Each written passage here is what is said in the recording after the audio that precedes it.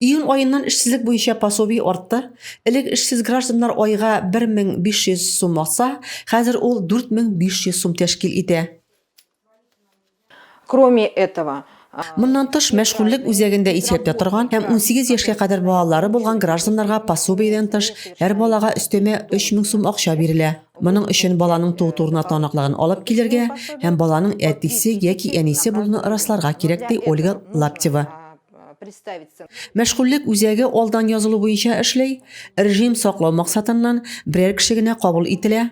Июнь аеннан шулай ук шәхси эшмәкәрләргә түләүләр үзгәрде. у них на 3 месяца Шикләүләр белән бәйле рәвештә үз эшләрен ябарга мәҗбүр булган шәхси эшмәкәрләр өчен 3 айга пособие күләме 12100 сум. Моның өчен мәшгульлек үзәгенә эшмәкәрлек эшчәнлеген ябу турында таныклык белән килергә кирәк, ди Ольга Лаптева. Эшсезлек буенча исәпкә басу өчен Россия эш порталы аша гариза бирергә була. Электрон гариза тутыру өчен кагыйдәләрне белергә кирәк.